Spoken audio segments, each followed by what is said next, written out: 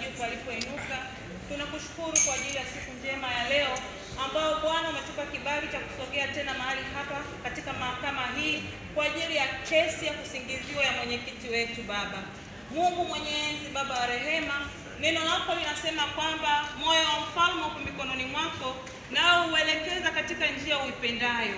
Basi Mungu wakatende katika ile iliyo haki yako Baba. Kipekee kabisa tunamkabidhi mwenyekiti wetu Mheshimiwa Lissu katika mikono yako iliyo mikuu Jehova. Maana umesema amani ya kweli inatoka kwako, faraja ya kweli inatoka kwako, na ile haki Jehova inatoka kwako. Tazama mwenyekiti wetu katika magumu yote amekuwa mtu mwema, asiyekasirika, asiyelalamika wala kusononeka katika mahakama hii hata alipopita katika magumu.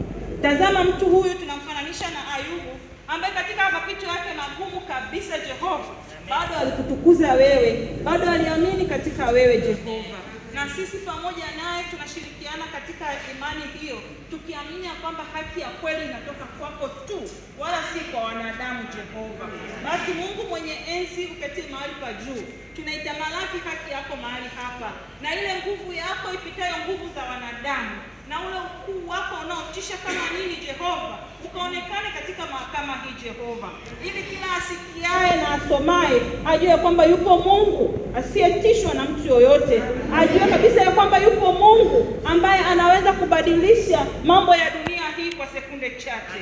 Basi Mungu mwenye enzi ukatamalaki, na haki yako ikaonekane na kuthibitika mbele za uso wa dunia. Amen.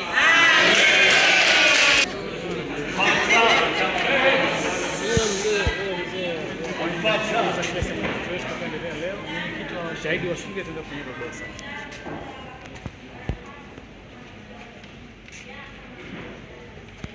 Bismillahirrahmanirrahim. Wakafaa billahi wali, wakafaa billahi nasira, wakafaa billahi tiba, wakafaa billahi kila, wakafaa billahi bikahadi ya nasira, wakafaa billahi bikabidunubi ibada ya bili nasira, wakafaa Allahu mu'minina kitala kana lakum hasiza fasakumullahu wa waslamim la liladhim. Na tafsiri hayo niliyosema, anasema kwamba Mwenyezi Mungu, wewe peke yako unatosha kuwa shahidi, wewe peke yako unatosha kuwa wakili, wewe peke yako unatosha kuwa jaji. Mwenyezi Mungu, wewe ndio unaona dhulma na uonevu unaofanywa mwenyekiti wetu Tundu Lissu.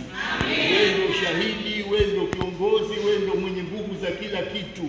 Tunakuomba Mwenyezi Mungu, inshallah kwa nguvu zako, baraka zako na uwezo wako, ufanyie haki uongozi wetu, ili uamrishe hao majaji wahukumu haki na wahukumu kisheria, kwa sababu tunaamini sote, dunia inaamini, wao unajua na watoto wanajua kwamba huyu mtu anaonewa, anadhulumiwa, hajafanya uhaini wowote wala hajafanya kosa lolote.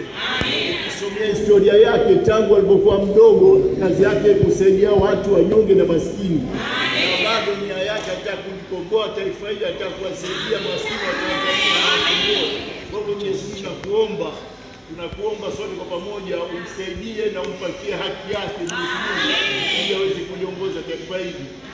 Kwa baraka za Mtume wetu Muhammad sallallahu alaihi wasallam, tunakuomba Mwenyezi Mungu tukubalie dua zetu. Amin.